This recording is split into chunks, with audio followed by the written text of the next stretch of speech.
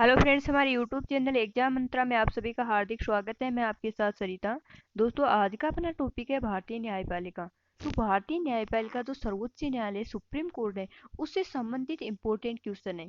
दोस्तों, ये सारे क्वेश्चन एग्जाम्स में पूछे हुए क्वेश्चन है, बार बार यही क्वेश्चन रिपीट होते रहते हैं। तो इस वीडियो को शुरू करने से पहले एक बार इस वीडियो को आप ज्यादा से ज्यादा शेयर करें ताकि अपने सभी साथियों को इस वीडियो का फायदा मिल सके। अगर आप एग्जाम मंत्रा यूट्यूब चैनल पर पहली बार विजिट कर रहे हैं तो इस चैनल को आप सब्सक्राइब जरूर कर लें ताकि हर वीडियो की नोटिफिकेशन आपको सबसे पहले मिलती रहे। तो चलो दोस्तों, आज की वीडियो को अपन शुरू करते हैं। और आज का अपना टॉपिक है भारतीय न्यायपालिका। तो इस वीडियो को आप बीच में से कहीं से भी मिस मत करना, पूरे वीडियो को आराम से देखना। सारे क्वेश्चन एग्जाम्स में आए हुए क्वेश्चन है, बहुत ही इंपॉर्टेंट क्वेश्चन है। आज का अपना पहला क्वेश्चन है, भारत की सुप्रीम कोर्ट की स्थापना कब की गई? तो भारत की सुप्रीम कोर्ट की स्थापना कब की गई? 25 जनवरी 1950 को, 28 जून 1950 को, 28 जनवरी 1950 को, 28 दिसंबर 1950 को।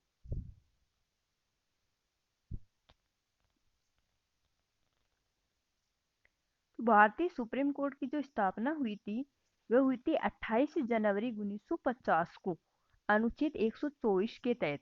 इसकी जो स्थापना की गई है वो अनुच्छेद 124 के तहत 28 जनवरी 1950 को भारतीय सुप्रीम कोर्ट की स्थापना की गई थी। दोस्तों, सुप्रीम कोर्ट में प्रारंभ में सिर्फ एक मुख्य न्यायाधीश और 7 अन्य न्यायाधीश यानी कुल 8 ही न्यायाधीश थे, जबकि वर्तमान में 31 न्यायाधीश हैं। कितने न्यायाधीश हैं? 31। और संविधान के अध्याय 4 से लेकर अनुच्छेद 124 से 47 तक सर्वोच्च न्यायालय का वर्णन है। अध्याय 4 है, अनुच्छेद 124 से लेकर 147 तक सर्वोच्च न्यायालय से संबंधित प्रावधान है।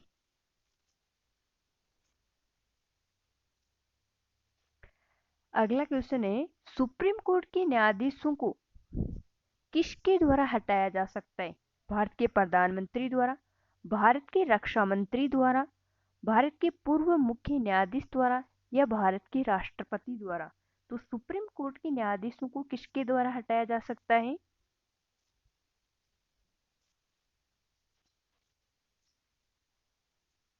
भारत के राष्ट्रपति द्वारा। सुप्रीम कोर्ट के जो न्यायाधीश हैं उन्हें भारत के राष्ट्रपति के द्वारा हटाया जा सकता है। अगला क्वेश्चन है, यदि राष्ट्रपति उपराष्ट्रपति अनुपस्थित हो तो राष्ट्रपति के कार्य का निर्वहन कौन करता है? जब राष्ट्रपति भी नहीं हो, उपराष्ट्रपति भी नहीं हो, तो दोनों के अनुपस्थिति में राष्ट्रपति के कार्य का निर्वहन कौन करता है? सुप्रीम कोर्ट के मुख्य न्यायाधीश द्वारा, सुप्रीम कोर्ट के अन्य न्यायाधीश द्वारा, सुप्रीम कोर्ट के पूर्व न्यायाधीश द्वारा, सुप्रीम कोर्ट के द्वारा। किसके द्वारा राष्ट्रपति के कार्यों का निर्वहन किया जाता है?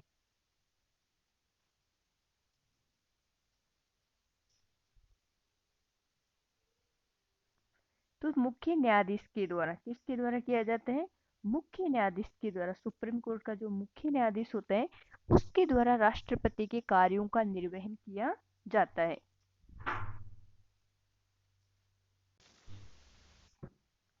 सुप्रीम कोर्ट में न्यायाधीशों की संख्या किसके द्वारा बढ़ाया जा सकता है? प्रधानमंत्री द्वारा, संसद के द्वारा, राज्यसभा द्वारा, राष्ट्रपति द्वारा। सुप्रीम कोर्ट में न्यायाधीशों की संख्या किसके द्वारा बढ़ाई जाती है? संसद के द्वारा। भारतीय संसद के पास कानून बनाने, अधिकार क्षेत्र को व्यवस्थित करने और उच्चतम न्यायालय की शक्तियों को संशोधित करने के अधिकार भारतीय संसद के पास हैं। अगला क्वेश्चन है, मुख्य न्यायाधीश की नियुक्ति कौन करता है? भारत का राष्ट्रपति, भारत का प्रधानमंत्री, भारत का कानून मंत्री, भारत का रक्षा मंत्री। मुख्य न्यायाधीश की नियुक्ति कौन करता है? तो भारत का जो मुख्य न्यायाधीश होता है सुप्रीम कोर्ट का, उसकी नियुक्ति राष्ट्रपति के द्वारा की जाती है। मुख्य न्यायाधीश की और अन्य न्यायाधीशों की संविधान के अनुच्छेद 124 खंड 2 के तहत राष्ट्रपति द्वारा इनकी नियुक्ति की जाती है। तो अनुच्छेद 124 के तहत इनकी नियुक्ति राष्ट्रपति करता है।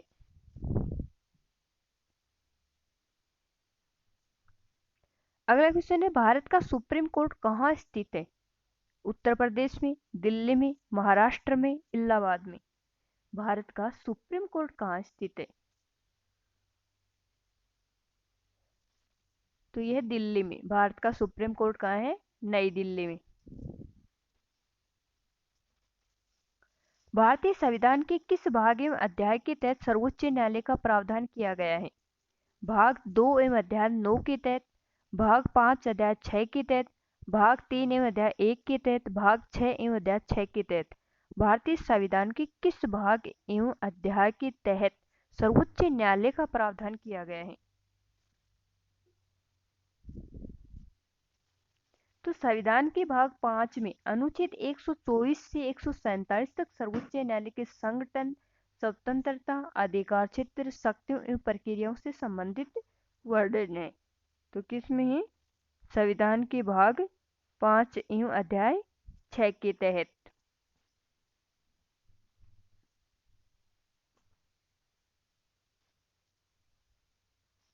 भारतीय संविधान के किस भाग एवं अध्याय के तहत सर्वोच्च न्यायालय का प्रावधान किया गया है?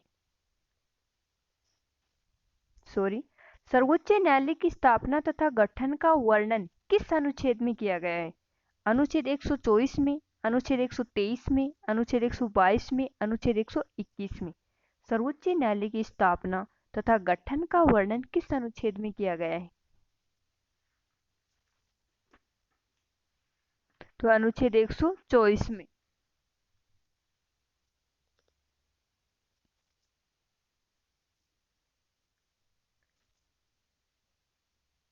अगला क्वेश्चन है, रिटायर मुख्य न्यायाधीश एवं अन्य न्यायाधीशों के पेंशन उनके अंतिम माह के वेतन का कितना प्रतिशत निर्धारित है?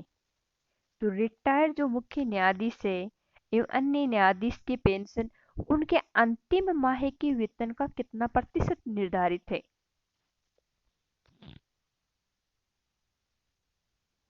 तो ये 50%। सुप्रीम कोर्ट के न्यायाधीशों को पद से हटाने के लिए कितने सदस्य का समर्थन प्राप्त होना चाहिए? जब सुप्रीम कोर्ट के न्यायाधीश को हटाना हो तो कितने सदस्य का समर्थन प्राप्त होना चाहिए? 1/3, 2/3, 4/3 या 7/3?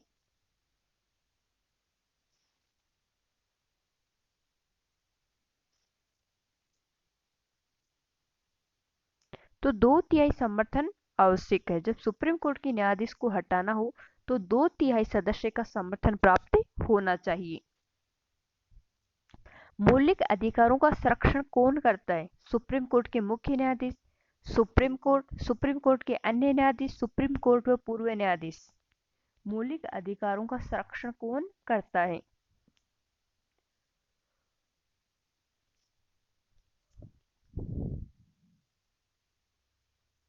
तो सुप्रीम कोर्ट मौलिक अधिकारों के उल्लंघन के मामले में कोई व्यक्ति संविधान के अनुच्छेद 32 के तहत सिद्ध न्यायालय के पास सर्वोच्च न्यायालय की शरण ले सकता है।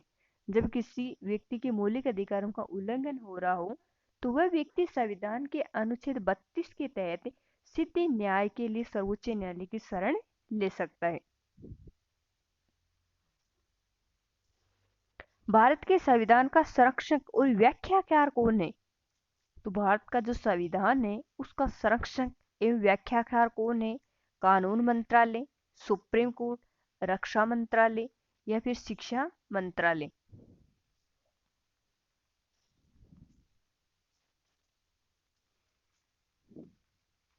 तो वह सुप्रीम कोर्ट।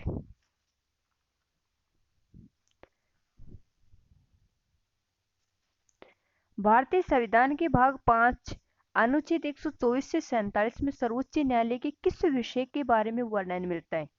तो संविधान के भाग 5 अनुच्छेद 124 से 47 में सर्वोच्च न्यायालय के किस विषय के बारे में वर्णन मिलता है? संगठन, स्वतंत्रता, अधिकार क्षेत्र, शक्तियों एवं प्रक्रियाओं या सभी? तो उपयुक्त सभी।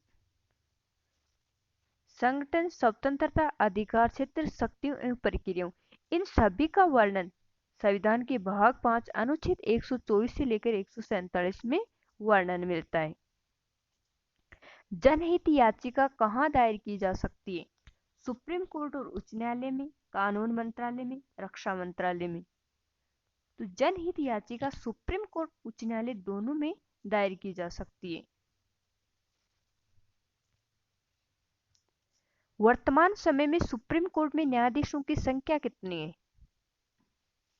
तो वर्तमान समय में जो सुप्रीम कोर्ट में न्यायाधीशों की संख्या है वो 31 है।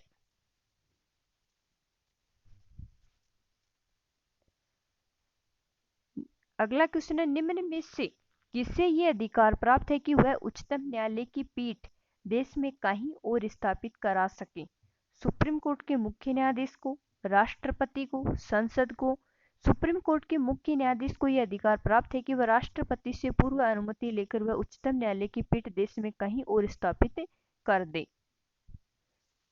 तो निम्न में से किससे यह अधिकार प्राप्त है कि वह उच्चतम न्यायालय की पीठ देश में कहीं और स्थापित करा सके?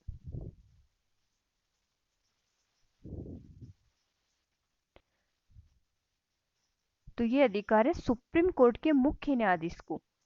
वह राष्ट्रपति से पूर्व अनुमति लेकर उच्चतम न्यायालय की पीठ देश में कहीं और स्थापित करा दे। भारत ने न्यायालय की एकल व्यवस्था कहां से प्राप्त की है? भारत सरकार अधिनियम 1935 से, भारत सरकार अधिनियम 1919 से, पिट्स इंडिया एक्ट 1973 से, निम्न में से कोई नहीं। भारत ने न्यायालय की एकल व्यवस्था कहां से प्राप्त की है? तो भारत सरकार अधिनियम 1935 ने भारत ने न्यायालय की एकल व्यवस्था प्राप्त की है। राष्ट्रपति किसी न्यायाधीश को भारत के उच्चतम न्यायालय का कार्यकारी मुख्य न्यायाधीश घोषित कर सकता है जब जब मुख्य न्यायाधीश का पद रिक्त हो, जब मुख्य न्यायाधीश अस्थायी रूप से अनुपस्थित हो, जब मुख्य न्यायाधीश अपने दायित्वों का निर्वहन करने में असमर्थ हो, उपयुक्त सभी। राष्ट्रपति किसी न्यायाधीश को भारत के उच्चतम न्यायालय का कार्यकारी मुख्य न्यायाधीश घोषित कर सकता है। तो वह कब घोषित कर सकता है? किसी भारत के उच्चतम न्यायालय के कार्यकारी मुख्य न्यायाधीश घोषित कर सकता है।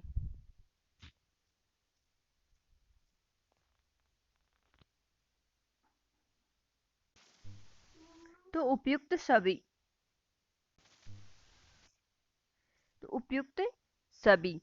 मुख्य न्यायाधीश का पद रिक्त हो, मुख्य न्यायाधीश अस्थायी रूप से अनुपस्थित हो, मुख्य न्यायाधीश अपने दायित्वों का निर्वहन करने में असमर्थ हो।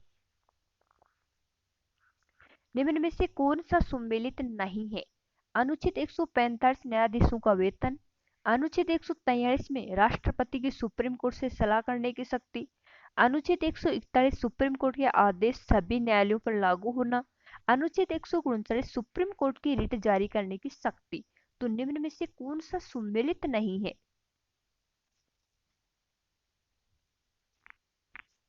तो इसमें ए सुमेलित नहीं है। अनुच्छेद 145 में न्यायाधीशों का वेतन नहीं। अनुच्छेद 145 नियमों से संबंधित है सर्वोच्च न्यायालय के। अनुच्छेद 143 में राष्ट्रपति की सुप्रीम कोर्ट से सलाह करने की शक्ति है। अनुच्छेद 141 में सुप्रीम कोर्ट के आदेश सभी न्यायालयों पर लागू होने से संबंधित प्रावधान है। अनुच्छेद 139 से सुप्रीम कोर्ट की रिट जारी करने की शक्ति है। आज के लिए बस इतना ही। धन्यवाद।